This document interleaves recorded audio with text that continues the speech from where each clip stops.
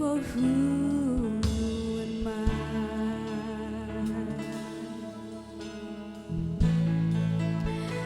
Who am I that the King would bleed and die for?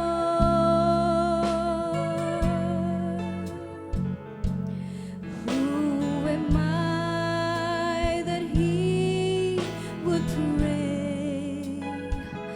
Not my will, Thine, Lord. The answer I'm beginning to know, why He ever loved me so, that to unknown rugged cross He would go. For who am I?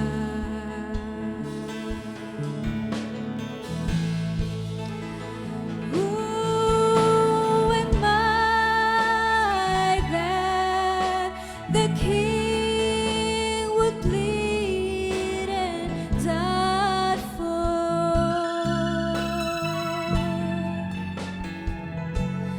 Who am I that He would pray?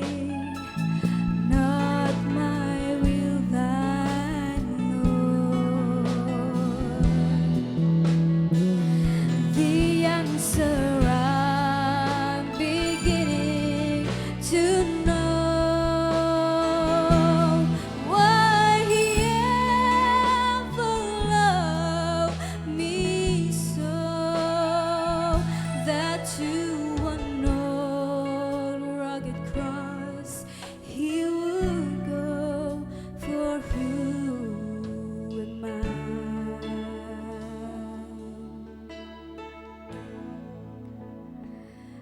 That to an old rugged cross He would go. For who am I? Amen. God bless you, Sister Janine. Palayan ka ng Panginoon.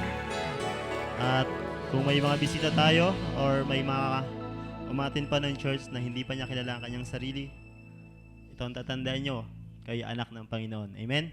Dahil ang anak ng Panginoon ay nakikinig ng kanyang salita. Praise God. At wala na pong nagbigay ng iba pang testimony o handog awit sa Panginoon. Tayo dumako na po sa offering ngayong gabi. Amen. Announcement muna before that. Okay? Announcement, prayer request, bisita. Announcement po. Yan, all Sundays of September 2016, ang kabuuan po ng September ay paalala sa lahat, general service po sa kinaumagahan. At ating ginaganap na po yan sa mga nakaraang Sunday until this Sunday. Amen? 25 and 25, September 25. General service po. Pagdating po ng September 18, yan po ang ikatlong linggo ng buwan ng September, yun po yung general cleaning naman ng mga kabataan sa buong sanctuary. So, paanyaya sa lahat ng kabataan na sa September 18, tayo ay maglilinis ng church. Amen. Mahal ba natin ang ating church? Amen. So, tayo ay gaganap ng isang tungkulin. Amen. Sa ganun ding araw, magkakaroon po ng short meeting ang ladies department pagkatapos po ng gawain sa umaga. Paalala po yan sa lahat ng ladies. Amen. September 25, ito na po yung ating inaabangan dahil hindi tayo makaawit, hindi tayo makatestimony dahil sa kakulangan ng oras. So, pinapahanda po, pinaghahanda ang bawat isa na September 25 ang ating Sing Inspiration at Testimonial Service. Doon sa mga kapatid natin na magte-testimony, siguro ihanda na natin kung paano yung pagkakalatag ng ating testimony para mapagbigyan pa yung iba na magte-testimony. Ganon din sa mga aawit sa Panginoon. Nawa, prepared tayo. So, before yung September 25, nandito po ang mga musician para ilan ang kanilang panahon sa mga magpa-practice. Amen? Dahil naka-live stream po yan. So, paghandaan po natin ang ating Sing Inspiration, mga mga kapatid ko sa Panginoon. At bigay natin yung pinaka-the best sa araw na yan, ang ating awitin, ang ating testimony para sa kanyang kapurihan. Amen? October 4, ito na po yung naudlot this month. So, October 4 po ay ating ipagpapatuloy ang Men's Overnight Fellowship at maraming kalalakihan ang namisto. Ang ating topic ay The Season of Immortality. So, ang ating presenters, si Brother Rolly Hapon at sususugan siya ni Brother Arnel Navales. Amen. Huwag po natin kaligtaan yan, mga kapatid, mga kalalakihan. Amen. December 23 and 26, yan naman po ang yearly ating ginaganap sa Emmaus Bible Camp, ang ating camp meeting 2016. So, may pauna na sa overnight sa fellowship namin ng men's. Pero ito ang pinaka-tema ng camp meeting, The Immortal Season. So, paghandaan natin yan, mga kapatid, December 23 and 26. Amen. Okay? Prayer requests. Pakisama po sa panalangin si Sister Jenicel Mejia de Vera. Kasulukuyan po siyang nagle-labor.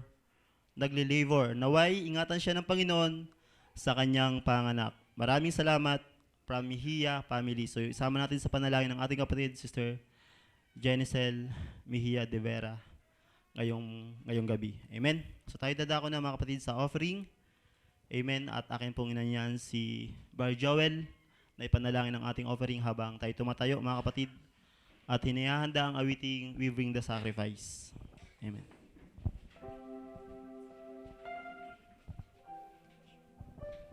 Praise the Lord. Tayo pong lahat ay yumuko. Mahal naming Panginoon, salamat po sa gabing ito. At Lord, kami merong pag-ibig sa iyo, Panginoon, at pribileyo, Panginoon, para makapagbigay sa iyo ng aming mga panata sa iyo, Panginoon, mga offering, pledges, Lord, tithes, Panginoon, at ano pong mga bagay, Panginoon, na nanggaling din naman sa iyo, Panginoon. At salamat, Lord, sa binigay mong mga trabaho sa amin, mga lakas, Panginoon. At Lord, ito'y panahon, Panginoon, ng pagbibigay sa iyo, Panginoon. At dalangin ko po, Panginoon, ay yung pagbabasbas sa bawat, Lord, mga salaping ito, Ama, na nanggaling sa iyo, bawat mga handog, Panginoon, ng iyong mga anak, na kayanan, Panginoon. May you continue to bless them, Lord, ng kanilang mga hanap buhay, Panginoon, sa iba't ibang kaparaanan. Sa anumang anyo ito, Panginoon, bago ito ma-prepare, Lord God. At tanggapin mo, Lord, ang aming alay sa gabi pong ito, Panginoon. At Lord, lahat ng aming gagawin, Panginoon, Ama, ay maluwalhati po ang iyong pangaran, Panginoon. Tanggapin mo ang lahat ng ito, Ama, aming mga handog sa iyo, Panginoon. Sa pangalan na aming Panginoong Jesus. Amen. Sige tayo, mga kapuna, at we bring the sacrifice. Amen. Habang tayo nagkakaloob.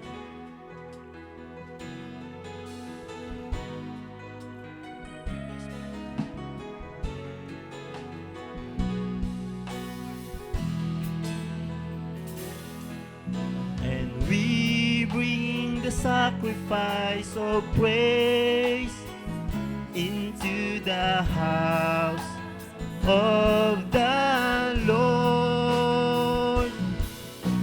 We bring the sacrifice of praise into the house of the Lord, and we offer up to you the sacrifices of thanksgiving, and we offer up to you the sacrifices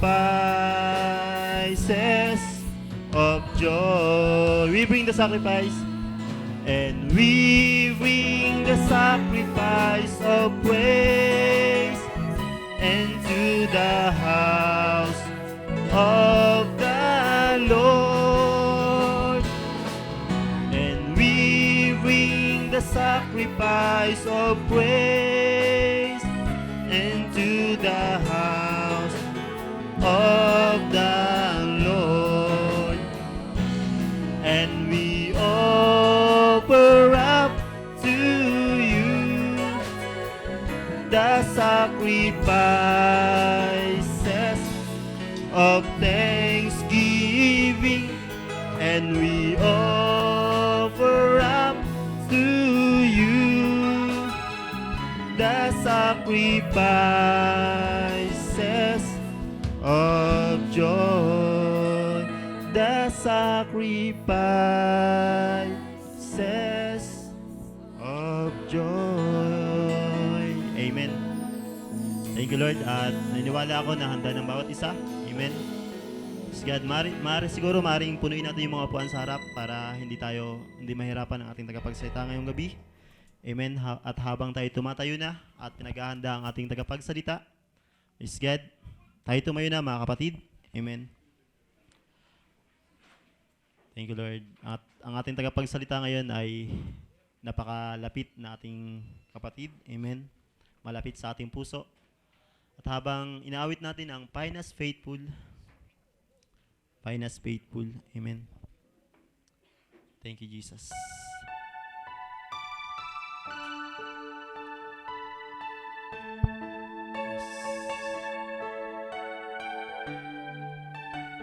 Amen, Lord.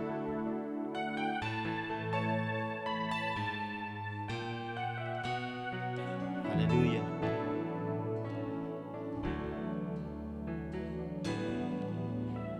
We're pilgrims on the journey, on the narrow road.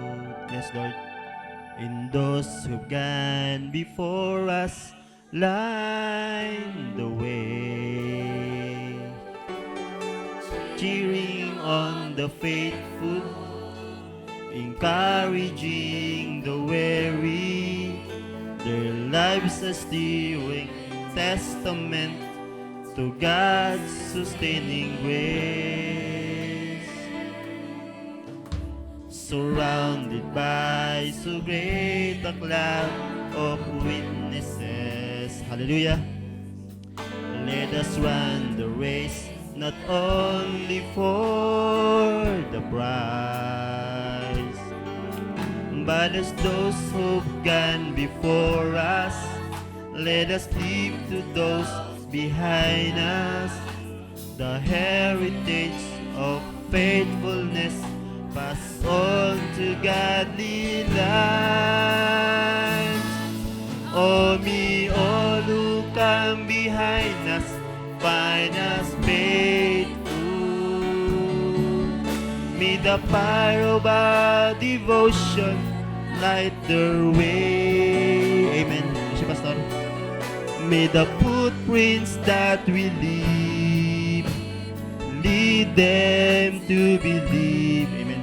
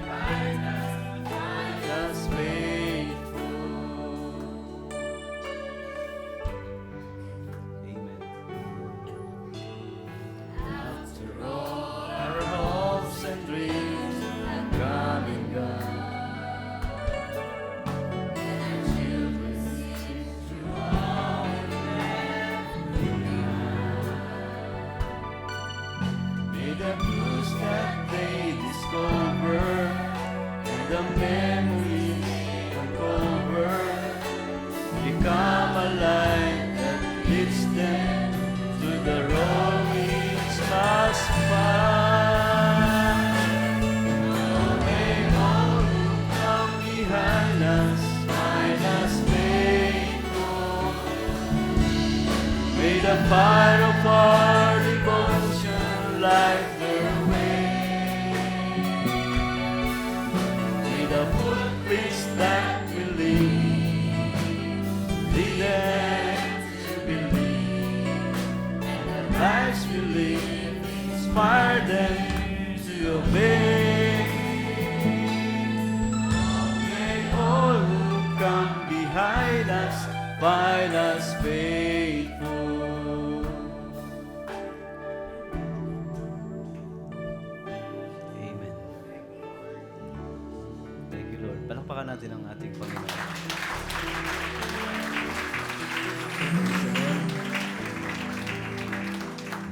Amen. Magandang gabi po sa bawat isa.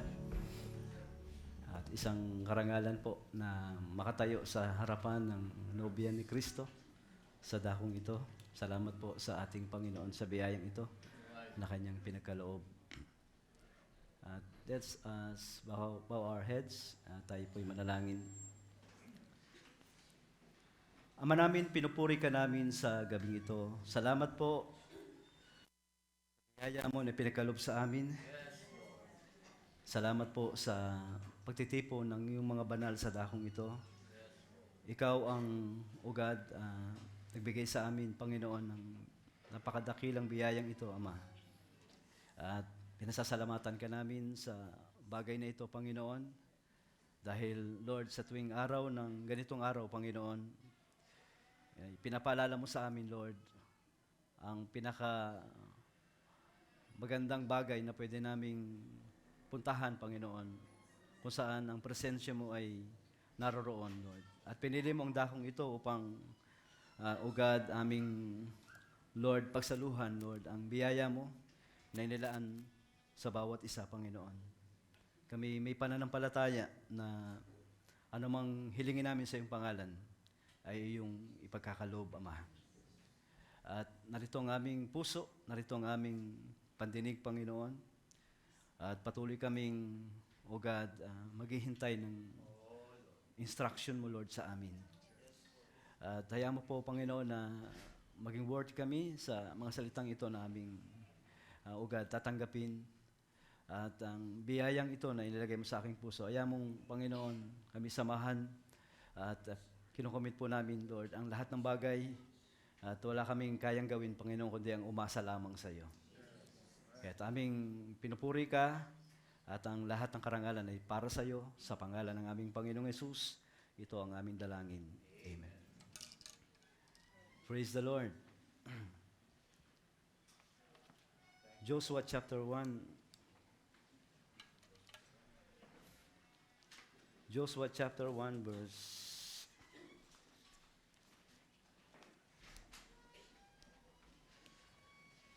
3.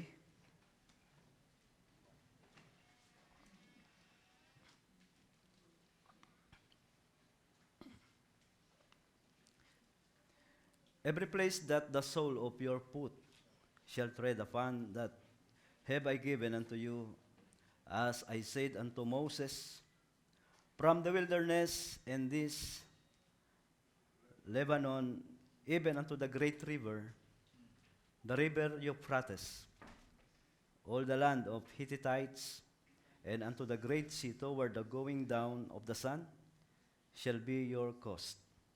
There shall not any man be able to stand before thee all the days of thy life.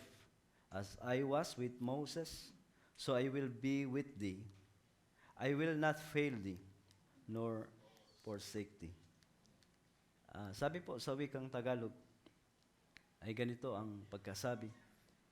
Bawat dakong tungtungan ng talampakan ng inyong paa ay naibigay ko na sa inyo, gaya ng sinalita ko kay Moses, mula sa ilang at ang Libanong ito hanggang sa malaking ilog na ilog Euphrates. Buong lupain ng mga Heteo at hanggang sa malaking dagat sa dakong nilulubugan ng araw ay magiging inyong hangganan. Walang makatatayong sino mang tao sa harap mo sa lahat ng mga araw ng iyong buhay. Kung paanong ako'y sumasa kay Moses, ay gayon ako sa iyo. Hindi kita iiwan, ni pababayaan kita. Mako po ang bawat isa.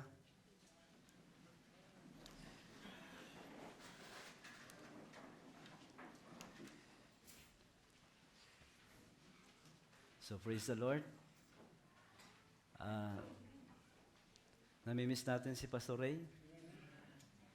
Parang minsan, ang hirap ng iniiwan tayo ng ating pastor, ano? Namimiss niyo ba siya? Amen. Miss na miss natin siya. Amen. Sobrang miss, sabi ni Barsog. Ano ka ba? Mukhang sisip-sip ka lang yata. Baka naghihintay ng pasalubong. Praise the Lord. Minsan, inaalaw ni Lord na minsan si pastor ay, bagamat hindi siya sanay na iniiwan tayo minsan, pero may mga ganitong pagkakataon para mas lalo nating mabigyan ng, di ba, ng pagpapahalaga. Kung hindi natin maipakita yung ganon bagay na nung nandito siya. Pag wala siya, minsan saka lang natin nare-realize na napakahalaga pala na, amen, nakakamiss talaga. So praise the Lord. Amen.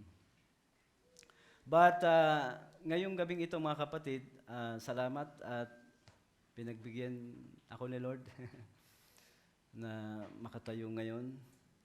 At gusto ko pong pamagatan ito na enclosed within boundary. Parang kakaiba. Pero nabasa ko lang ito dun sa, habang ito'y pinag-aaralan ko. Enclosed within boundary. Pag sinabi kasing enclosed, ang ibig sabihin nito ay isara mo ang lahat ng hangganan, no, na iyong nasasakop. Kung kinakailangan na ito ay i-close mo yung kabuuan nito para makita mo yung kabuuan ng pag-aari, kabuuan ng iyong hangganan. Kapag sinabi sa iyo, ito yung hangganan mo, ito yung para sa iyo, hindi mo pa yun masyadong maintindihan. Hindi ma-elaborate sa iyo mabuti. Kaya hindi mo masabi, ito yung para sa akin. Kung ako'y nasa north, ito daw yung para sa akin. But hindi mo ito lubos na maintindihan kung ano talaga yung para sa iyo hanggat hindi mo nakikita na ito ay kailangan mong isara, kailangan mong bakuran para makita mo yung kabuuan, ang lawak ng sakop ng hangganan. Yun po ang ibig sabihin ng salitang enclose. Bilang mananampalataya, mga kapatid, as a believer, na-identify tayo sa pagiging believer. Ano man ang ating ginagawa, ano man yung ginagawa natin na nakikita sa atin, may apekto ito sa pagiging ikaw. Amen. So, importante sa believer na mamarkahan niya yung hangganan niya. Mabakuran niya yung hangganan niya. Amen. Nang sa gayon ay malaman mo na importante sa iba kung ano ka. Dahil lahat ng pwedeng makita sa isang mananampalataya, ito ay sasalamin sa kanyang kapaligiran. Amen. Minsan hindi natin maintindihan ang bagay na ito kasi hindi natin nababakuran, hindi tayo marunong tumanggi sa kung ano yung dapat nating tanggihan. At hindi natin alam kung ano yung dapat nating tanggapin. Basta pwedeng tumanggi, pwedeng tumanggap, pero ano ba yung dapat mong tanggihan at ano ba yung dapat mong tanggapin? Pero kung may boundary line, ang isang believer, malinaw sa'yo kung ano talaga yung para sa'yo. At hindi ka magdadalawang isip. Hindi ka malalagay sa balag ng alanganin. Hindi ka, ang isip mo ay hindi lumilipad kung saan. Dahil alam mo kung ano yung stand mo. Alam mo kung saan ka nakatayo. Alam mo kung ano yung makabubuti para sa'yo. At alam mo kung ano yung makasasama para sa'yo. Amen. So, kung titingnan po natin yung theory, dahil ang binasa natin sa aklat ni Joshua, ang theory ni Joshua ay it is composed by positioning. Ito ay tungkol sa pagpuposisyon. Tulad ng ating narinig last Wednesday, ay na-share sa atin ang tungkol sa posisyon. At dito sa Joshua, malinaw na ipinapakita dito ang positioning. Okay? Ito ay inilaan ng Diyos para sa mga pinaglaanan. Tulad ng sabi niya kay Joshua, ito yung magiging hangganan. Sabi doon sa ating binasa, mula doon sa ilang, sa Libanong ito, hanggang sa malaking ilog, na ilog yung Euphrates, buong lupain ng mga Heteo, hanggang sa malaking dagat, sa dakong nilulubagan ng araw, ay magiging inyong hangganan. So malinaw na merong instruction ang Diyos kay Joshua na kung saan sila pupunta at kung ano yung aangkinin nila sapagkat may itinuturo ang Diyos na kanilang lulugaran. At si Joshua ay kakaiba ang kanyang ministry, nakaiba kay Moses. Dahil dito lamang mangyayari yung pagbibigay ng posisyon o ang paglalagay ng 12 tribo ng Israel tungkol sa mga lugar na inilaan para sa bawat lahi, para sa bawat tribo. At si Joshua ang gagawa noon.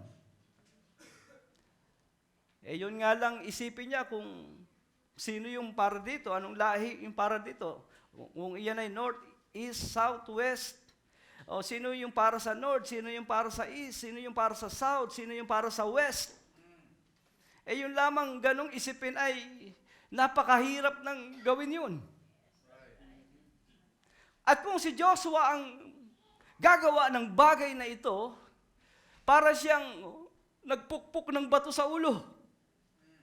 Dahil sa bandang huli ay maraming magko-complain sa kanya at hindi sila masasatisfied, hindi sila masisiyahan. Kapag sinabi ni Joshua, o ikaw, Judah, dito ka. Ikaw ay Naphtali, dito ka. At pagkatapos ay hindi sila nasisiyahan doon sa paraan ng paglalagay ni Joshua sa bawat coast, sa bawat lugar na kanilang lulugaran. Pero paano ang nangyari at bakit nagawa ni Joshua na maibigay ito sa bawat lahi ng 12 tribo o lahi ng Israel? Hindi siya ang gumawa nito, kundi ang Diyos ang nagtakda nito para sa kanila. Amen. Ginawa niya ito according sa instruction ng Diyos. At sila ay lubos na sumasampalataya na anumang sabihin ni Joshua, ito ang instruction ng Diyos para sa kanila. At ang sabi, doon sa mga ibinigay ng mga dako at lugar ng bawat lahi ng Israel, ay meron silang kanya-kanyang boundary line. Hindi sila pwedeng lumampas doon. Kasi pag lumampas ka doon sa pinaka-boundary, hindi na sa'yo yun. At hindi mo na pwedeng, hindi mo na kontrolado yun. Sapagkat iba ang nagmamay-ari noon. Kaya merong boundary line para maging maayos at maging order, amen, ang pamamahala ng bawat lahi batay sa pagbibigay ng Diyos sa pamamagitan ni Joshua. Unang bagay na dapat nating isipin, na pagkakatiwalaan sila. Hindi naman sila yung pumili nun, kundi ang Diyos eh. Pero isang bagay na maganda ay napagkatiwalaan sila ng Diyos. Pangalawa, walang conflict. Hindi magulo. Bakit? Diyos ang nag-ayos eh. Kung si Joshua ang nag-ayos niyan, si Joshua ang nagdesisyon niyan, si Joshua ang pumili niyan, magkakagulo sila. Pero mapapansin ninyo, tanggap ng bawat isa kung ano yung nakatakda para sa kanila. Kaya ang bawat lugar na ipinagkaloob sa kanila ay lubos yon na nakaka-impluwensya sa kanila. Amen. Dahil doon sa lugar na yon, lalabas ang bawat abilidad na nakatago sa kanila. Bakit doon inilagay itong lahing ito? Bakit dito yung lahing ito? Kasi pag nagkamali ang Diyos, dahil alam natin, hindi pwedeng magkamali ang Diyos. Alam ng Diyos kung ano talaga yung para sa kanila. At doon sa lugar na yun, lalabas talaga yung abilidad nila. Kaya pala nandun si Naphtali dahil mahilig pala ito sa dagat eh. Mahilig pala itong mangisda. Ito pala mahilig maglayag. Ito pala ay mahilig, kaya pala wala sa dagat. Dahil mahilig pala itong magtanim. Nasa bukid. Ito pala mahilig sa bundok. Sa kabundukan, kaya doon siya nailagay. At doon ay nakita nila na napaka-perfect, napakasakdal ng instruction ng Diyos. Dahil may kinalaman yung kaloob sa kanilang pagkatao. Lahat ng meron sa iyo may kinalaman sa pagkatao mo. At alam mo, kapag pinagkaloob sa iyo ito ng Diyos, yun yung nararapat at doon lalabas yung tunay na gusto ng Diyos sa paraan ng iyong paglilingkod. Hindi ikaw ang pumili, kundi ang Diyos ang pumili ng paraan ng iyong paglilingkod. Hallelujah. So, nade-determine dito yung nature at yung character. Amen. Sa character, yan yung hindi madaling, praise the Lord, hindi madaling makita agad-agad. Dahil sa character, merong bad character at merong good. Ako'y naniniwala na sa kabila ng pagiging good natin, meron pa rin bad. Di ba? Kaya nga hindi mo pwedeng ituro yung mali ng iba eh. Nang hindi mo naiintindihan na minsan nagkakamali ka rin. Praise the Lord. Now, the bride will recognize his position.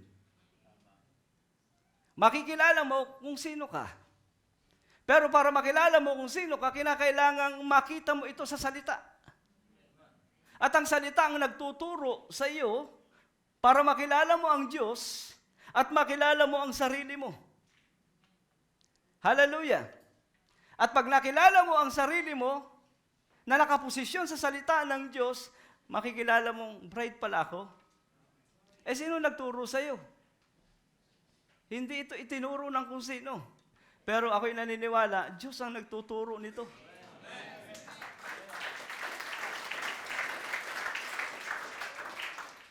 Pag nalaman mo, makilala mo ang sarili mo, para sa akin, yan yung pinakamakulay na yugto ng iyong buhay.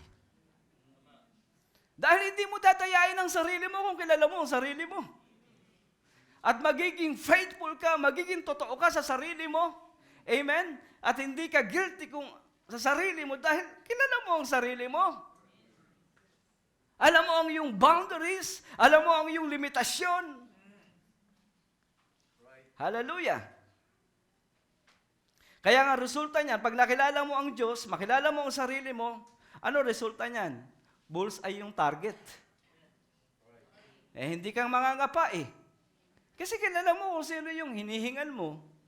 Kilala mo kung sino yung dinadaingan mo. Kilala mo kung sino yung source ng pangangailangan mo. At kilala mo ang sarili mo at hindi ka nahihiyang lumapit doon sa source na yon. Bakit? Kasi yung anak daw lumalapit sa kanyang tatay. Kaya ka lumalapit sa Diyos dahil alam mo hindi ka pwedeng buguin ng Diyos. Hindi ka niya pwedeng pahindian. Hindi ka niya pwedeng pabayaan. Hindi ka niya pwedeng tanggihan. Dahil kilala mo ang Diyos, kilala mo ang tatay mo, at kilala mo ang sarili mo sa Kanya. Hallelujah! Now, lagi nating tandaan mga kapatid, laging, ang believer kasi, designated lagi yan eh. Saan? Sa task. Sa isang gampanin. Na ilalagay ka sa isang gampanin. Hindi lamang, pag narinig mo ang word, hindi lamang ito tungkol sa blessing, hindi lamang ito tungkol sa mga matatanggap mo, but pag word ang pinag-usapan, ito ay tumutukoy sa gampanin. Pag narinig mong salita, may gampanin. At yun yung pinakamasarap eh. Yung bang hindi ka nakanganga, narinig mo lang, nasiyahan ka. Pero pag narinig mo ang word, Amen? Pine-personalize ng salita, ikaw. Dahil ikaw ang kanyang kinakausap, amen? Praise the Lord. Hindi niya ito ipinaririnig, hindi niya ito sinasabi lang, but ipinapaalam sa iyo, pag narinig mo ang salita ng Diyos, meron akong gagampanan dahil bahagi ako ng salita. So designated ka sa task. At pag meron kang task, meron kang gampanin, meron niyang layunin. Hindi pwedeng ginawa mo lang yan na walang dahilan. Praise the Lord, hindi ka mag-i-enjoy. Hindi ka magkakaroon ng kaligayahan sa iyong puso. Hindi ka mapapamahal sa iyong pinaglilingkuran pag hindi mo naintindihan kung bakit mo ginagawa yan. Ano man ang ginagawa ng isang mananampalataya, gaano man ito kaliit sa paningin ng iba, hindi na yun importante. Gaano man yung katimbang, gaano man yung kalaki, hindi na yun ang importante. But ang importante, ano man ang ginagawa mo, alam mo, yan ay ipinapagawa ng Diyos sa iyo at ikaw ay natutuwa dahil ikaw ay bahagi ng kanyang mga plano. Hallelujah! Praise the Lord! Sino ba sa inyo ang kumakain ng bayawak? Meron ba rito kumakain ng bayawak? Pag gusto niyo kumain ng bayawak, umorder lang kayo sa akin. At manguhuli ako ng bayawak para sa inyo. Pag kayo ang order, kahit walang bayad. Okay lang yun, madali naman manghuli. Dahil doon sa likod ng bahay namin, puro kawayanan yun eh. Daming bayawak. Tataba. Nagtitinda kami ng isda. Yung mga bituka at yung mga hasang ng mga isda, tatapon ko doon sa ilat, nandun yung mga bayawak, kaya ang tataba nila. Yun ang kinakain nila, yung mga malalansang pagkain. Minsan, sa di ko inaasahan, nakahuli ako ng bayawak. Pumasok doon sa bakod namin, tapos natrap na siya doon, hindi na siya makaalis. Hinawakan ko sa buntot. Yung pinakadulo ng buntot, kasi pag hinawakan ko basta-basta lang, kakagatin ako niya, nangangagat yan eh. Hindi ko nga alam kung paano, but natuwa ako, kinuha ko, hinuli ko. Pagkatapos tinali ko sa puno. Sinigurado ko na hindi siya makakawala. Kaya yung bayawak, nung malakas pa unang araw, pangalawang araw, ikot ng ikot doon sa puno. Pero gusto niya makawala. Pagdating ng mga ilang araw pa, parang nangihina na. Pagdating ng 1 linggo, parang patay na. Tapos binigyan ko ng pagkain, ayaw naman niyang kainin. Iniisip ko lang sa sarili ko, bakit ko nga ba inuli ito? Ano ba talaga yung nagtulak sa akin? Ano ba talagang purpose nito? Ano ba dahilan? Bakit ako nanghuli ng bayawak na wala namang dahilan? Ano ba, meron bang order si Brother Sog para mahuli ko to? Hinuli ko lang basta. Kung alam ko lang kumakain to, dinala ko na rito yun eh. Now, naisip ko, sabi ko, nanghuli ako, walang layunin. Walang dahilan kung bakit ko hinuli to. Kaysa mamatay to, hindi man ako kumakain ng bayawak, di, pakawalan ko na lang. So, kaysa mamatay na ganyan lang, so, pinakawalan ko, inalis ko yung tali, nung pinakawalan ko, biglang nabuhay at biglang sumigla at pagkatapos nagtatakbo, pabalik doon sa kawayanan.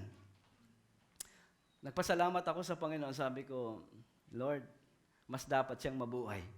Kaysa mamatay siyang nakatali, mamatay siyang walang layunin.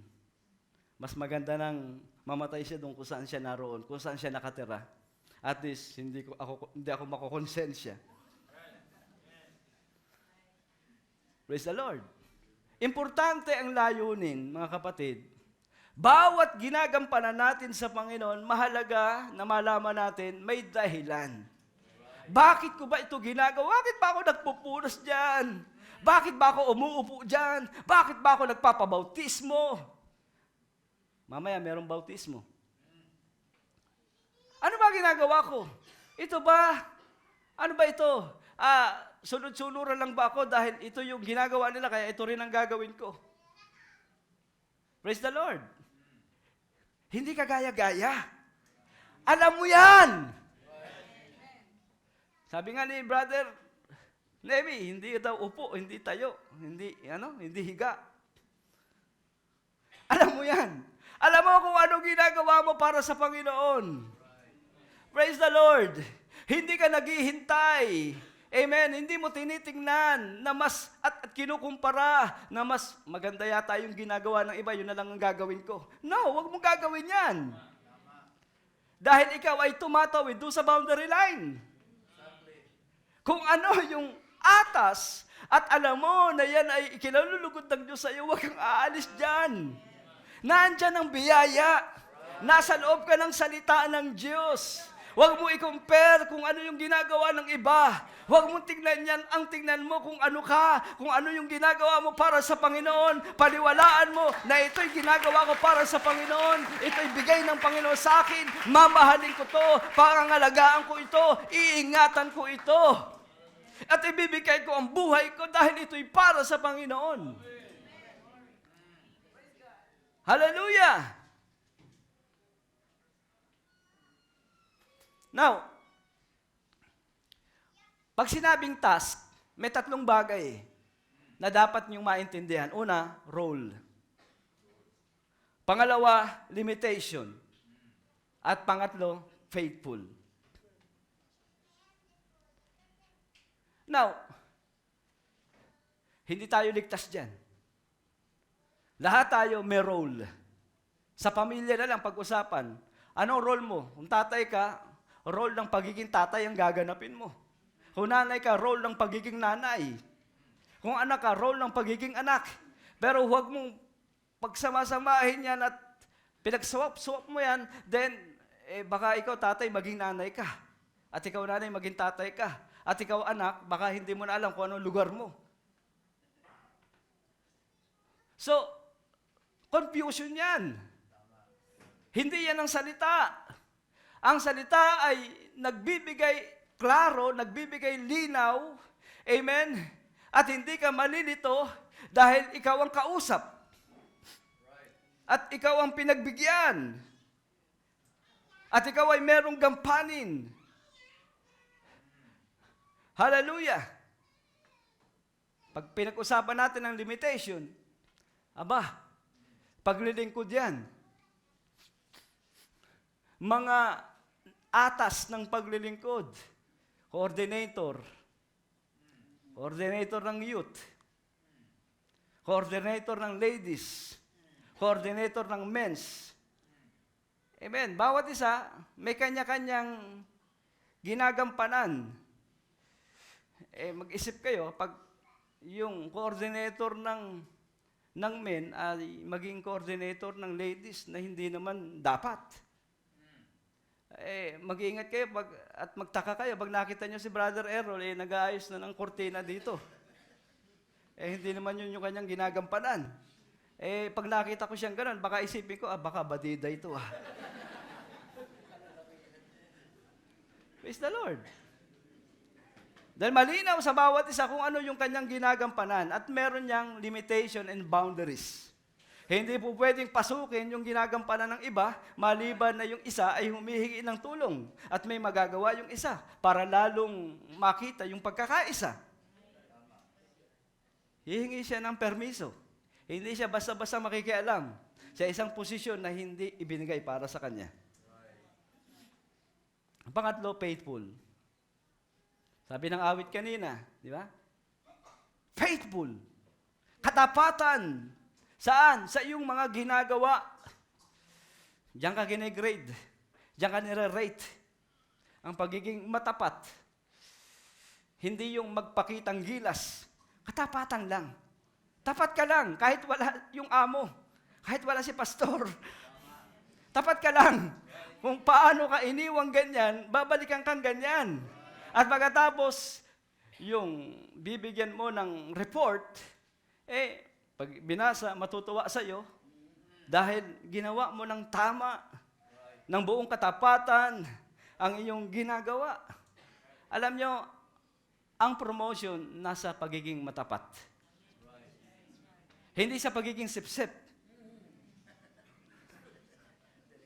Ang promotion, ipinapakita yan eh. Hindi yan basta-basta ibinibigay. Hindi madaling ibigay yan. Kailangan may pagpapatunay. Pero ang tunay na patunay ng promotion ay dun sa mga taong tapat. Tapat. Amen. Diyan na po promote. Meron nga akong kakilala eh. Na-promote na isang manager ng kumpanya. Isang araw, pinatawag siya nung amo, nung may-ari ng kumpanya. Sabi, dahil ikaw ay aking ipopromote at ikaw ang mamamahala ng aking kumpanya at ikaw ay magiging manager ng kumpanyang ito. Sabi niya, ma'am, hindi po ako karapat-dapat. Baka meron pang mas karapat-dapat kaysa sa akin. Sabi niya, ayaw mo ba? Ikaw nga yung nakita ko na karapat-dapat dito dahil nakita ko yung pagiging matapat mo sa kumpanyang ito. Kaya ikaw ang dapat maging manager dito. Naalala niya, kasi meron nagpasok sa kanya. Yung nagpasok sa kanya, mataas yung posisyon, pero gumagawa ng anomalya sa kumpanya. Pagkatapos, siya, pinasok ng taong yun, nagpipikit mata na lang siya. Dahil yung taong yung gumagawa ng anomalya, pero hindi siya nakikinabang. Hindi niya kinukuha yung sabihin, yung under the table, wala siyang pakialam doon. Kaya yun ang iniisip niya, kung bakit parang dapat ibigay na lang sa iba. Yun pala, kaya pala siya mapopromote kasi yung nagpasok sa kanya na mataas, yun din yung nagsabi doon sa may-ari na siya yung dapat maging manager. At kaya pala gustong maging manager siya upang lalong lumawak yung anomalya, upang mas lalo pa siyang maraming makuhang sa maling paraan. Kaya sabi sa kanya, basta tanggapin mo na itong ibinibigay ko sa iyo. Huwag ka lang maingay. Huwag ka lang magsusumbong. Sabi niya, hindi ko magagawa. Ako'y pinagkatiwalaan ng may-ari. Kaya gagawin ko lang kung ano yung tama, kung ano yung mabuti. Sige, gawin mo lang lahat yan. Basta, huwag mo lang kaming isusumbong. Dahil pag isinumbong kami, lagot ka sa akin. Madadamay pati pamilya mo. So, ibinibigay sa kanya yung suhol, hindi niya pa rin kinuha. Ang ginawa ng taong yun, dinala doon sa bahay nila, ibinigay doon sa kanyang asawa na materialistic. O ito, pera, ayaw ng asawa mo, ikaw na lang tumanggap. Kinuha ng asawa, at inisip niya, ang dami kong bibilin dito, dami-dami pera nito. Makakabili na ako, makakapunta na ako ng parlor, makakapag-manicure na ako, makakapag-pedicure na ako, makakapagpapagupit na ako ng buhok. Ow! Ang dami kong pwedeng gawin. Shopping pa. Praise the Lord. So, yung taong ito na manager, nanindigan siya sa kung anong tama. So, ang ginawa niya, para matigil na yung anomalya na yan, sinumbong niya sa may-ari yung ginagawa ng taong yan. Kahit may utang na loob siya doon sa taong yun. Then, natrap isang araw, parang tinarap sa isang akto at nahuli yung may-ari. Doon, natapos yung problema. Buong tapang niyang sinabi. Bagamat masakit para sa kanya, pero kailangan niyang gawin kung ano ang kanyang gampanin. Bakit? Kasi mahal niya ang trabaho niya. Pinapahalagahan niya ang ipinagkatiwala sa kanya. Praise the Lord. Kaya siya na-promote. Hello? Praise the Lord. Amen. So, ulitin ko, ang pagiging matapat, doon lamang may promotion. Kaya nga, sa natural, may promotion yan eh. Amen? Kung tayo matapat sa Panginoon, amen? Pinapromote tayo ni Lord. Hallelujah! Sumasagana ang kanyang mga spiritual blessing sa buhay natin. Because your position is in the Word. Kaya hindi ka maguguluhan, hindi ka malilito. Walang confusion. Hanggat ang iyong pagtayo ay batay sa kung ano ang salita ng Diyos. Now, ang Diyos ay mahabagin. Ang Diyos ay mabiyaya. Amen. Gusto niyo ba ng awa? Gusto niyo ba ng biyaya? Gusto ko yan. To take mercy and grace. Bigay ni Lord yan eh. But, ang mercy at ang grace, nakaposisyon lamang yan sa loob ng salita. Pag lumabas sa salita, hindi na mercy yon, judgment na yon. Amen. So, kaya nga ang Panginoon, masagana ang biyaya niya eh. Praise the Lord. Hanggat kaya niyang ilagay ka doon sa pinakamainam na kondisyon at sitwasyon at kalagayan ng iyong buhay. Doon kanya ilalagay. Hindi kanya pwedeng iwan. Hindi kanya pwedeng pabayaan. Ganon ka-compassionate si Lord. Ganon siya mapagtiis. Amen. Hindi naman tayo ginawang sabay-sabay na lumago. Hindi tayo sabay-sabay nagmamature. Hindi tayo sabay-sabay na, praise God, na sumasagana ng sabay-sabay. But merong mga tao na dahan-dahan. Very careful yung kanilang, praise God, yung paglakad nila. Dahan-dahan. Ang Panginoon nandyan. At alam ni Lord, na ang lahat ng tinawag niya ay papasok sa lugar niya. Dahil doon sa lugar ng salita ng Diyos, yun lamang talaga ang boundary line natin. Ang loob, sa loob ng salita ng Diyos. Because, hallelujah, if you trespass and step over the boundary line of mercy, there's nothing left. Wala nang matitira doon. Wala nang mercy doon, but judgment. Amen. So may paghatol sa mundo. Pero walang paghatol kay Kristo. Sa mga inailagay na kay Kristo, walang paghatol doon. Amen. Kaaway lamang ang nagsasabi kung bakit minsan nagigilty ka. Pero yung kaaway kasi yung makulit. Ang laging nagsasabi sa iyo, hindi ka karapat-dapat, hindi ka worthy. Pero ang totoo, worthy ka na. Dahil ikaw ay inilagay ng Diyos. Saan? Sa kanyang kaisipan. Inilantad ka niya doon sa isip niya. At isang araw makikita niya na ikaw, praise God, hindi ka pinilit. But ang sabi sa Biblia, whosoever will, sino man na sumampalataya sa akin, sila ay hahakbang papalapit sa akin, sila ay lalapit sa akin at magpapahayag sila ng kanilang pananampalataya, magpapakita sila ng masaganang pag-ibig sa akin, ipagtatanggol nila ang aking salita, hindi nila ako iiwan, kung paanong hindi ko sila iiwan, hindi niya ako pababayaan, kung paano sila na hindi ko pinababayaan. Hallelujah! But, alam nyo, sa boundary line, meron diyang magbabaser. May magsasend ng warning. Amen. Yun yung biyaya ng Diyos sa atin eh. Dahil hindi ka nasanay ng nagkakamali. Hindi ka nasanay na ikaw ay nagbibigay ng kalumbayan. Pag meron ka nagawa isang bagay, nagiging sensitive ang iyong kaluluwa, ang iyong kalooban, hindi mo gusto. At kaya ang ginagawa mo, nagigilty ka at pinagsisisihan mo yun, pero ang hindi mo alam, merong warning sa iyong kalooban dahil para malaman mo kung ano gagawin mo sa panahon na ikaw ay nagpe-fail, sa panahon na ikaw ay nalulumbay, sa panahon na ikaw ay nanghihina. Alam mo sa sarili mo, sa puso mo at kalooban mo, merong nag-warning sa iyo, merong nagbibigay sa iyo ng sign kung ano ang dapat mong gawin. At alam mo kung ano gagawin mo. Lord, sorry. Dahil narinig mo yung warning ni Lord. Hallelujah.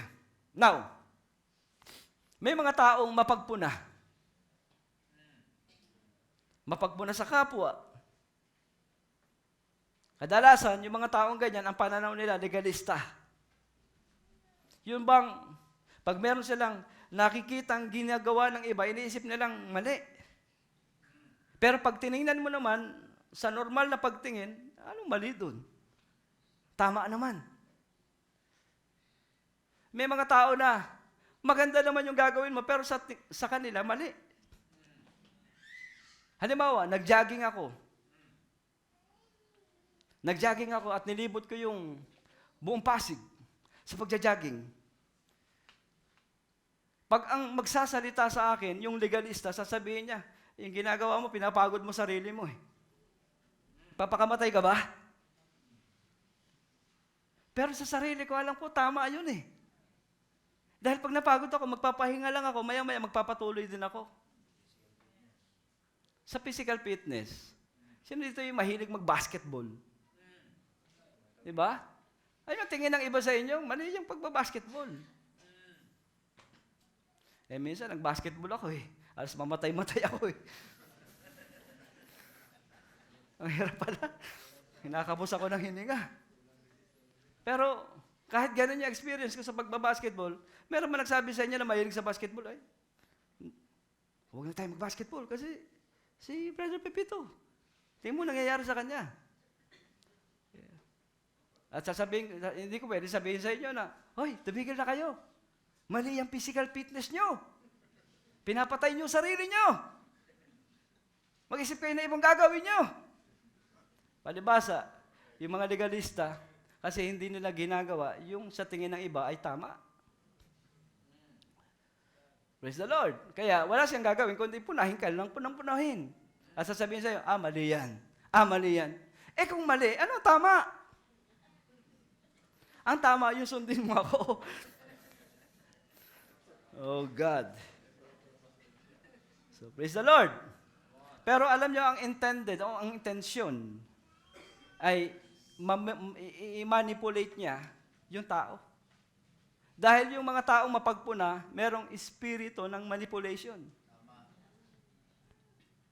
Gusto niya, siya lang yung dapat. Gusto niya, siya yung tama. At yung iba mali. Hindi ba manipulating spirit yan? Now, tingnan natin, isipin natin, ano ba yung ideas ng word? Ano ba ideas ng salita ng Diyos? Ano ba ang ideas na nakapaloob sa salita ng Diyos? Now, ito ang sabi ng salita. Be kind to others. Maging mabait ka. Ha? Magpakabait ka. Huwag kang suwail. Huwag kang masungit. Huwag kang supladita, huwag kang suplado. Maging mabait ka sa iyong kapatid. Maging mabait ka sa kahit kanino. Show each other kindness. Yun ang gagawin mo. Maging mabait ka lang. Ipakita mo lang na mabait ka. Para kanila, mabait ako doon sa mabait sa akin. Pero ang sabi dito, maging mabait ka sa kahit kanino. Yun ang salita. Dahil ang salita ng Diyos ay nagturo pa nga sa atin na ibigin mo ang iyong kaaway. Amen. Kung ang gagawin nyo lang, tulad ng ginagawa ng mga eskriba at mga pariseo at mga publikano, ay pinagkaiba nyo sa kanila. Pero ang nakatanggap nito, kakaiba. Kakaiba yung ipinapakitang buhay. Praise the Lord. Bakit kakaiba? Hindi magagawa ng publikano ang magmahal sa kaaway. Hindi magagawa ng publikano ang magmahal sa mga namumula sa kanya. Pero, ang sabi, maging mabait ka sa kahit kanino. Aba, kakaibang buhay yun. Praise the Lord. Maging mabait ka sa mga nang api sa'yo. Maging mabait ka sa mga nangutang sa'yo na hindi nagbayad. Maging mabait ka doon sa mga nagsusuplado sa'yo. Sa mga nagsusuplado sa'yo. Maging mabait ka doon sa gumawa sa ng masama. Paano mo gagawin yan? Pero ang sabi sa Biblia, be kind. Praise the Lord. Amen. Kahit sabihanan mo na hindi ka paborito, maging mabait ka talaga ron. Hindi ka na nga paborito, susumungutan mo pa. Talagang delikado kayong dalawa, hindi kayo magkakasundo. Praise the Lord. So ito yung salita. Walang boundary. Ito lang. Kasi ito ang gusto ko. Ito yung kasundo ko. Ito, ayoko sa kanya. Che. Alam mo, hindi kayo magkakasundo. So, hindi ka naglalagay ng pagitan, hindi ka naglalagay ng bakod sa isang ugnayan, sa isang relasyon. Kahit nga yung hindi mo kaisa sa pananampalatayang ito, hindi mo pwede sabihin sa kanila, mali kayo ha. Tama kami kasi meron kaming message. Meron kaming message of the hour. Message of the word. Meron kami yan, bride kami. Kayo, hindi kayo bride. Sino may sabi sa iyo? Praise the Lord. Brad, kahit nga yung dalawang panghirap ng trabaho nila, naglalakad sila doon sa ayaw sumakay, may pera naman. Pero mas gusto na naglalakad. Yung kaibigan mo, Brad. Ang mabait nila, kausap namin last week, di ba? Praise the Lord. So kahit sino man, mga kapatid, pag dinala sa iyo ng Panginoon, isa lang ang kailangan mong gawin eh. Iwin mo siya. Subukan mong makuha siya. Subukan mong hindi man kayo magkasundo sa isang bagay, pero pwede kayong magkasundo sa ibang bagay. Amen? Basta lamang maipasok mo yung kabaitan. Maipasok mo lang yung kabutihan. Huwag mo lang putulin yung ugnayan. Kaya nga, kung meron man isang bagay na gusto kong makita, no? Si Brother Nemi, lahat pwede yan eh. Di ba? Kaya ako'y hinahanga natin yung mga ganyang klaseng tao na mabuti sa lahat kahit kanino. Kasi wala siyang ibang ideas. Ang ideas lang, yung salita lang. Now, sabi dito, our churches hasn't progressed the way is they have. Sabi, ang iglesia raw ay nahihirapang magprogreso, may nahihirapang umunlad sa ganong paraan. Ano ba yung paraan na yun? It's because that the sectarian ideas has built fences between the sheep. Sabi, sila yung naglalagay ng mga bakod na naging daan para hindi sila magkaisa, mag-unite. Dahil meron silang difference, meron silang pagkakaiba. Pag ganyan daw ang iglesia, praise the Lord, hindi niya gustong magkaisa. Kaya ang iglesyang nagtatalo-talo, ang iglesyang nagkakagatan, ang iglesyang naglalaban-laban, walang espiritu. Praise the Lord. Kasi ang iglesia, merong one accord. Merong pinagkasunduan, merong pinagkaisahan. Ano man ang pinagkasunduan, according sa salita ng Diyos, kaya madaling kumilos ang Panginoon, madaling mag-manifest ang kapangyarihan ng Diyos, mabilis. Amen. Ang kilos, magaan ang daloy ng pagpapala sa buhay ng mga anak ng Diyos sapagkat meron silang pinagkakasunduan. Kung kukunin mo yung ideas ng tao, hindi kayo magkakasundo dyan. Kahit sino mang relihiyon, pag ang ideas ng tao ang inilagay mo sa pagitan ninyong dalawa, magkakahiwalay kayong may samaan ng loob. Pero ilagay mo ang salita. Amen? yung nagpahayag ng ideas ng salita, mapanatag sa kanyang puso na sabihin iyon dahil yun ang totoo. Kahit hindi patanggapin ng iba, pero wala siyang guiltiness sa kanyang sarili sapagkat sinabi niya lang kung ano ang tama o ano mabuti. Hallelujah! Pangalawa, mga kapatid, kung hindi nagpa-progress, laging merong disappointment. Laging merong failure na nangyayari sa pagpili. Ang iglesia, minsan, humaharap siya sa pagpili. Pero, may mga believer na mali yung pagpili. Kaya nga, importante na merong boundary line eh. Kasi pag pumili ka, hindi ka pipili dun sa gusto mo lang. Ano ba ang sinasabi ng salita ng Diyos? Ano ba ang gusto ng Panginoon? Pag ito yung ginawa ko according sa sinasabi ng Panginoon, hindi ako magkakamali. One time, si Haring Akab, naghanap ng mapapangasawa. Nagpunta siya doon sa lugar na kung saan ballroom dancing.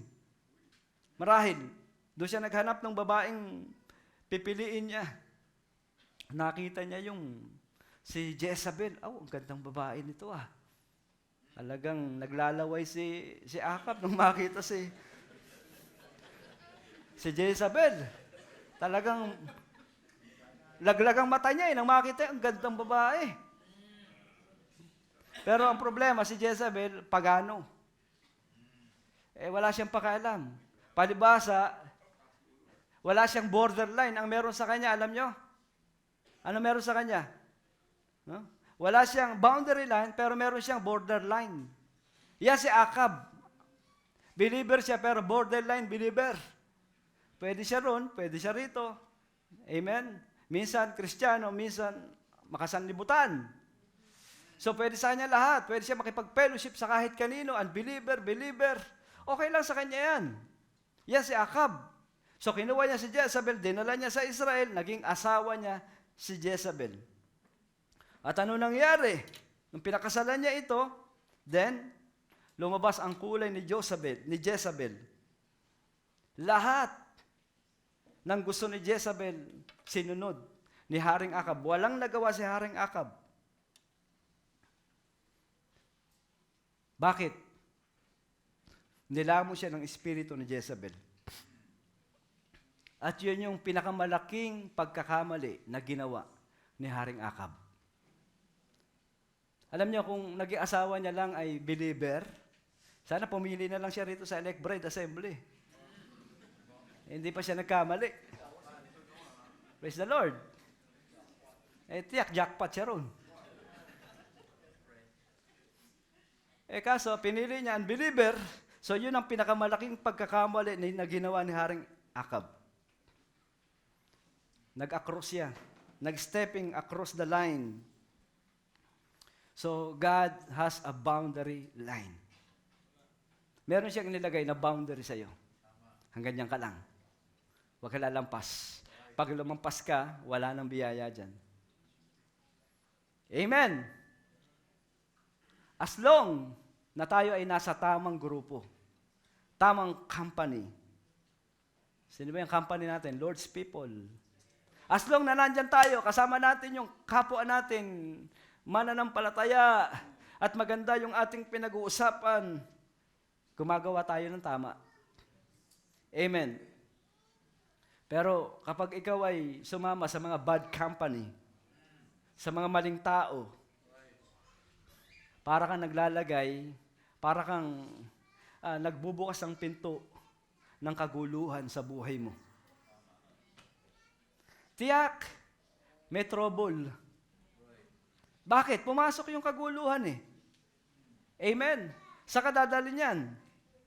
Pag mali yung taong kasama mo, mali yung taong kaibigan mo, lahat ng ginagawa niya ay ginagawa mo rin, gusto mo rin gawin. Praise the Lord. At pagdating sa church, buti na lang, believer ka. Buti na lang, may biyaya si Lord sa mga anak ng Diyos. Paano kung wala? Mas nangyayari ito. Maraming mga lihim ang buhay ng tao. But, mga kapatid, ang Espiritu ng Diyos ay naglalabas-pasok sa ating mga tahanan, sa ating mga templo. Amen? At siya ang hindi maaaring magkamali. Tayo lang nagkakamali. When the church followed reverently, susunod lang ng buong paggalang, at ang pagsunod niya ay hindi minsan lang, after the leading of the Holy Spirit. Praise the Lord. Paano ba nagli-lead ang Holy Spirit sa atin? Ganun lang ba yon? Titingnan mo siya, kung ano ginagawa niya, susundan mo. Hindi kaya ang pangunguna ng Espiritu Santo ay sa pamamagitan ng kanyang pagsasalita. Siya'y nagsasalita at nagtuturo ng mga bagay na dapat mong malaman at dapat mong maintindihan. Then, sabi, God bless them. Pagpapalain ka ng Panginoon. Miracles and signs and wonders follow the church, but when it begin to keep bad company with the word, one of the worst thing it done. Yan yung pinakamalaking pagkakamali na nagagawa ng isang mananampalataya.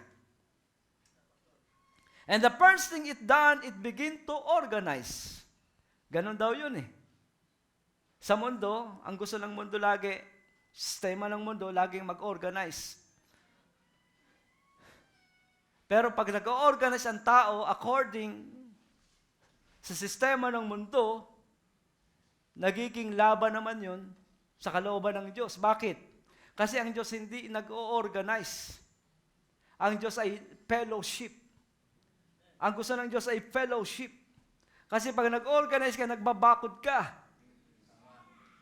Tayo lang dito, bahala na sila, kanya-kanya sila. Ganyan nga ang ginagawa ng mundo eh. Pero ang bride, hindi nagbabakod. Amen? Welcome nga kahit sino eh. Bakit? Kasi ang nagpapahiwalay sa atin, hindi yung isip natin, kundi ang nagpapahiwalay sa atin at nag-iingat sa buhay natin, yung salitang nasa atin. Pero hindi natin sinasabing hiwalay tayo sa mundong ito. No. Hallelujah. It began to organize breaking up fellowship among other believers because they found out that nation were organized. Ganito raw nangyayari. So, sa mundo, organized. But the great gospel is not dedicated to one nation. Hindi lamang ito para sa isang bansa, hindi lamang ito para sa isang lahi, hindi lamang ito para sa mga ganitong mga tao. The gospel, it's dedicated to whosoever will let him come. Whosoever will. Sino yon? Yun yung lumalapit sa Panginoon. Amen. God never did intend for us to draw a boundary line. Hindi intensyon ng Panginoon na maglagay ng bakod-bakod. Ayaw ng Panginoon ng nagbabakod.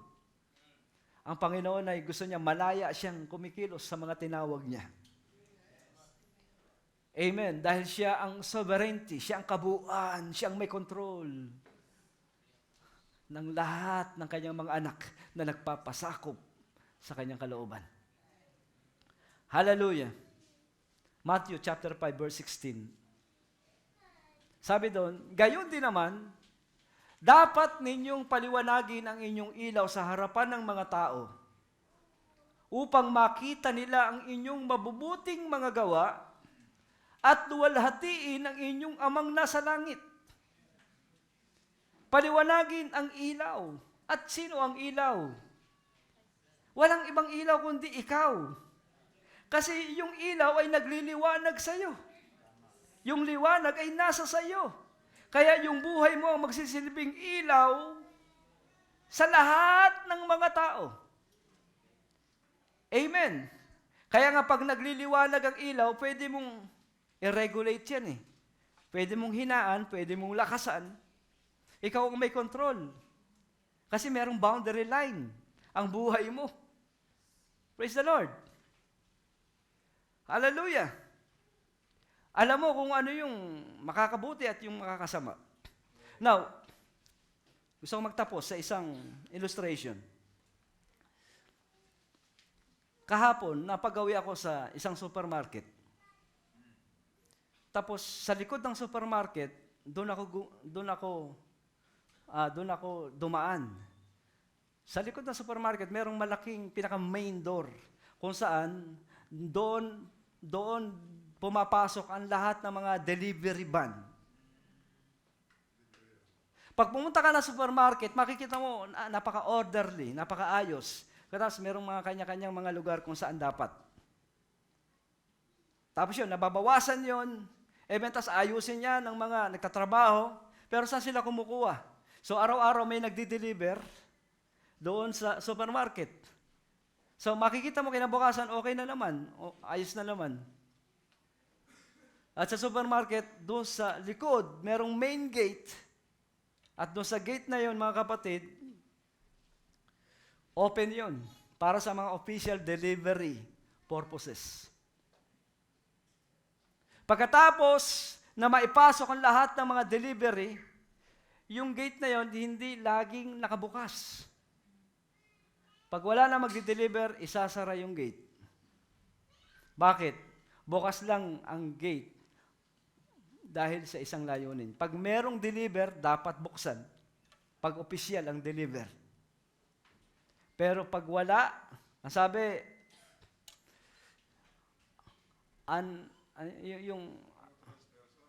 yung hindi pwedeng authorize. No? Ano? Sabi doon? Unauthorized person, yun, is not allowed. Di ba? Pag wala kang kinalaman doon, hindi ka pwede ron. Hindi ka pwede din dumaan at sabihin mo, dito, mamimili ako, dito ako dadaan. No, hindi ka pwede dumaan doon ka dadaan kung saan daanan ng mga mamimili. Praise the Lord. So, gusto ko lang sabihin sa inyo, yung pinto, nagbubukas lang kapag merong delivery. Pero sarado yon sa mga walang kinalaman sa delivery. Bakit? Dahil may nagbabantay doon at nag-iingat sila dahil pinoproteksyonan nila ang kabuuan ng building. Ganon din sa buhay natin, mga kapatid. Ang proteksyon natin, salita ng Diyos. Pag may blessing, buksan mo ang pinto. May pinapadala ang Panginoon sa'yo, buksan mo ang pinto. Hayaan mong, praise God, sumagana ang kagalakan sa puso mo sa pamamagitan ng biyaya ng Panginoon. Buksan mo ang pinto.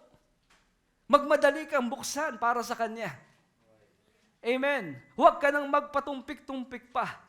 Pag merong leading ang Diyos sa iyo, merong pinto, buksan mo yun para sa Kanya. Yun ay authorized, yun ay nakalaan lamang para sa Kanya. Pero kung iba ang papasok, isarado mo. Alam mo kung sino ang dapat mong papasukin at alam mo kung sino yung hindi mo dapat papasukin. Bakit? Kasi meron kang boundary line. May hangganan ang buhay mo. Kaya nga, pag inisip mo yung boundary, maraming darating sa iyo at kakatok sa iyo. Di ba? I will knock on your door. Bring on your bell. Knock on your window too. Aba, kakatukin ka. Aalukin ka ng ganitong produkto. Kung wala namang kinalaman sa'yo, wala kang panahon. Sayang lang oras mo. Pero kung ang darating sa'yo, yung tugon sa pangangailangan mo, magpapalakas sa iyo, tutulong sa iyo, aalalay sa iyo. Amen? At tutulungan ka at kikreate kayo ng magandang atmosphere. Binuksan mo ang tahanan mo, binuksan mo ang pintuan ng bahay mo, binuksan mo ang pintuan ng buhay mo. Praise the Lord! Kung may mga tao na nagagawa mong, praise God, pagkatiwalaan siya, dahil pag siya yung dumarating sa bahay mo, may anong bagay na nangyayari sa buhay mo, na nagiging masaya ka, nagiging galakan, ang praise God, ang pagdalaw sa iyo ng taong ito. How much more ang Diyos? Kung nagawa ng taong yun sa pamamagitan ng kanyang presensya ay napasaya ka, kung ang Diyos ay darating sa buhay natin, kung ang Diyos ay magiging welcome sa tahanan natin at maghahari sa buhay natin, ano ang pwedeng gawin ng Diyos sa atin kung siya ay laging welcome sa buhay natin? Alam mo kung sino tatanggapin mo. Alam mo kung sino ang para sa iyo. At hindi ka magdadalawang isip dahil according sa salita ng Diyos. God bless you. Pagpalain tayo ng Panginoon. Amen.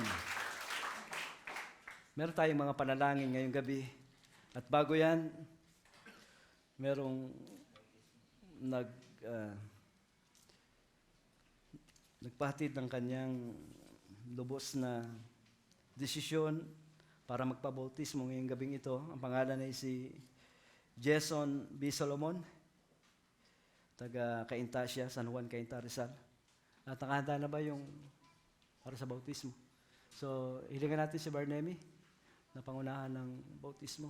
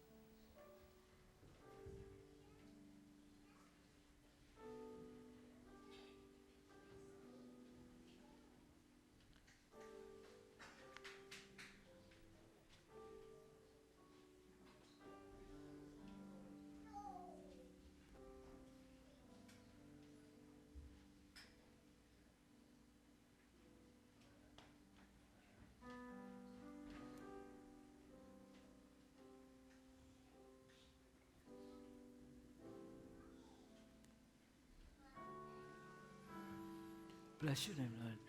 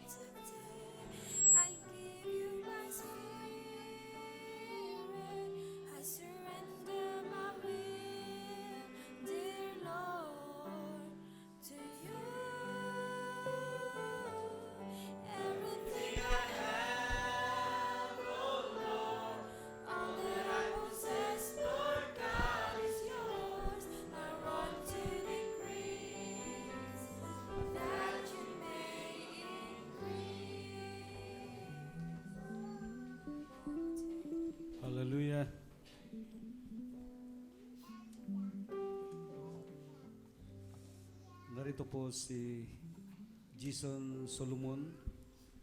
Siya po ay nagpasyang magpabautismo ngayon sa pangalan ng ating Panginoon. Isasaysay po niya kung bakit nagpasya siya na magpabautismo sa pangalan ng ating Panginoon. Ipapahayag niya ito sa atin. Unang-unang sa lahat, nagpapasalamat ako kay Lord. Maraming bagay siyang binago sa buhay ko. Marami na ako nasumpong ang mga simbahan, church, na pinuntahan pero hindi ko masumpungan siya. Salamat at may salamat kay Lord at may ginamit siyang mga tao para makapunta ako sa tunay na tahanan kung saan siya nananahan. Binago niya lahat, nilantad niya lahat sa akin ng mga maling gawa ko dati. Mga kasalanan ko, mga pagkakamali ko sa buhay. Salamat kay Lord kasi lahat ng pinagpe-pray ko, ibinibigay niya. Never po niyang hindi binigay ang alam niyang hindi makakabuti para sa akin. Sa lahat ng blessing na tatanggap ko, sa lahat ng biyayang binibigay niya, lubos na pinagpapasalamat ko lahat ng yun. Kaya sa araw na po ito, maluwag sa puso at sa isipan, tinatanggap ko ang aking Panginoon, Hesus Kristo.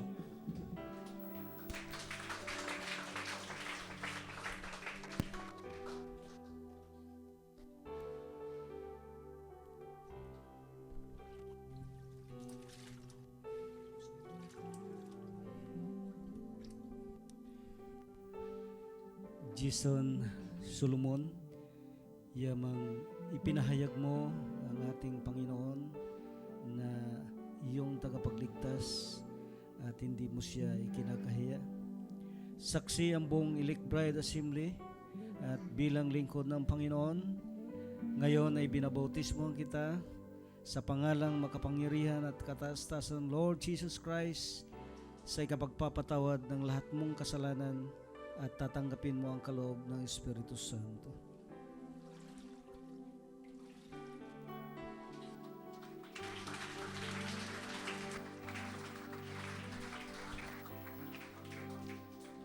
Hallelujah. Mga kapatid, samahan po ninyo ako na kasabay ng bautismo na ito sa tubig. Hingin din natin ngayon sa Diyos na siya ay bautismuhan ng Espiritu Santo sa pangalan ng ating Panginoong Hesus. Banal naming Ama, narito po ang buong kawan ng Elect Bride Assembly.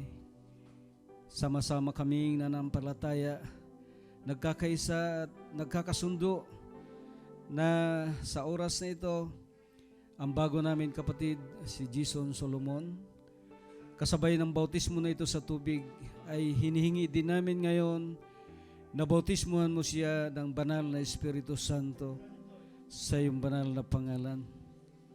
At aming dalangin, Panginoon, patnubayan mo siya, patuloy na gabayan at iligtas sa anumang kapahamakan, at siya ay gamitin mo na magliwanag, Panginoon, una sa kanyang sambahayan, sa kanyang mga mahal sa buhay, mga kaibigan, mga kakilala, at magamit mo siya sa iyong kaharian upang akayin ang kahuli-huliang binhi. Sa pangalan Lord Jesus Christ, ipinagkakatiwala namin sa iyo ang buhay ng aming kapatid, si Jason Solomon. Amen. Congratulations.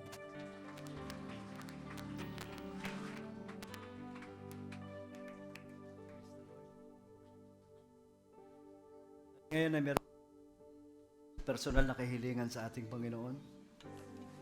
Tayo manalangin sumandali sa ating mga kinaupuan at ating itaas ang ating mga request at hilingin ang biyaya ng ating Panginoon ngayong gabi.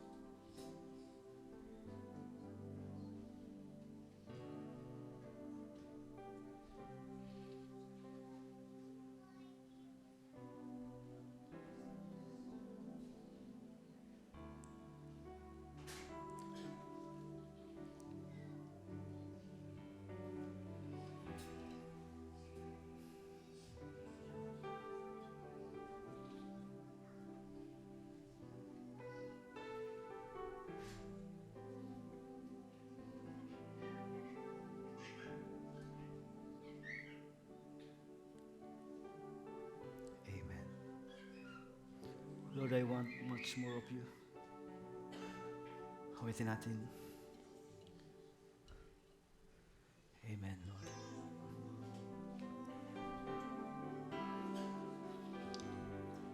Bless your name, Lord.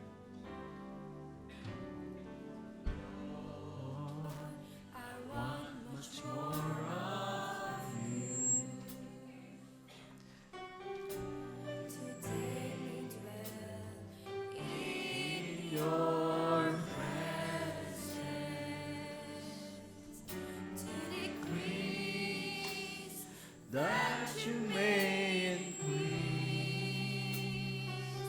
and every day, dear Lord, to much more like you.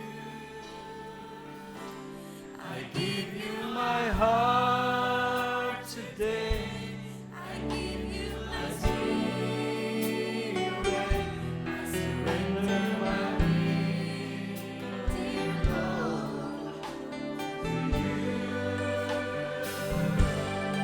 Everything I have, oh Lord, all that I possess, Lord God, is yours. I want to decrease, that you may increase.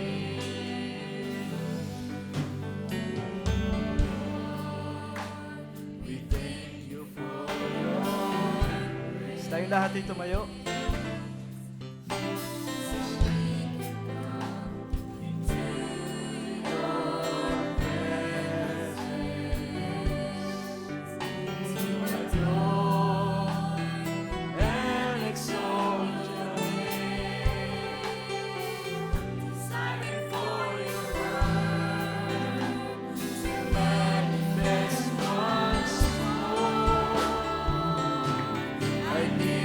My heart today, I give you my spirit, I surrender my will, dear Lord, to you. Everything I have, Lord, all that I possess, Lord God, is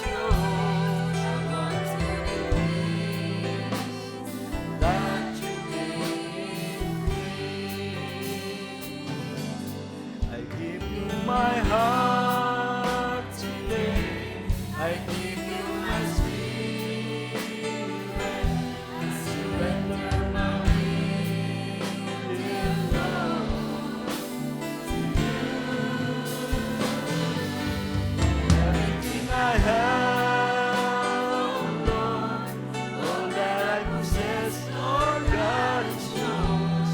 I want to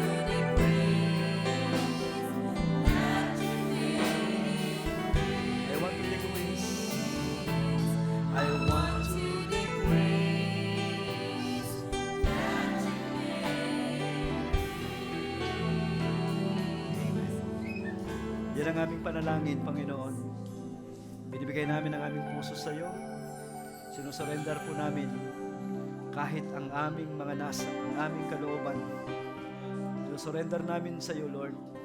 Ariin mong tunay. Ipapailalim sa iyong pamamahala. Panginoon, ano man ang aming naging pagkukulang, ano man ang aming mga umuting kasalanan man, Panginoon, Lord, sinusuko namin sa iyo. At hayaan mo po, Panginoon, na sa puso namin ito ay maingatan kung paano kami dapat mamuhay, kung paano namin dapat ipamuhay ang aming mga posisyon bilang mga anak mo. O God, habang kami narito sa lupa, Panginoon, O God, hayaan mong maging sensitibo kami sa iyong pagpapahala, Lord, ang Espiritu Santo na siyang nag-guide sa amin, Panginoon, at laging, Panginoon, nagbibigay sa amin, Lord, ng instruction, ng mga babala sa panahon, sa mga mahirap na panahon, sa mga sandali, Panginoon, na nandyan, O God, ang mga gawa ng kaaway, subalit sapat ang pagpapala mo sa bawat isa, Panginoon, at ilagay mo po sa aming mga puso, ang kami ay maging, O God, maging handa, nalagyan, Panginoon, ng boundary line, Panginoon, ng buhay namin, At kunin lamang namin ang para sa amin at itapon namin ang hindi para sa amin, Panginoon. O God, sa pamamagitan ng iyong salita, madedetermine namin, Panginoon, kung ano ang dapat namin kukunin sa buhay na ito, Panginoon. Yun lamang makalulugod para sa iyo. Yun lamang makapagbibigay ng kapurihan sa iyong pangalan. Yun lamang, Panginoon, makapagbibigay, Panginoon, ng kaaliwan sa aming mga puso, Panginoon. Salamat po sa munting paalala mo. Salamat sa mga munting salita na aming pinagsaluhan ngayong gabi. Aming binabalik sa iyong lahat ng kapurihan, karangalan, pagsamba, sa pangalan ng aming Panginoong Jesucristo. Ito ang aming dalangin. Ang lahat ay magsabi ng Amen. God bless you. Magkamayan tayo. Tapos ang gawain, pagpalain tayo ng ating Panginoon.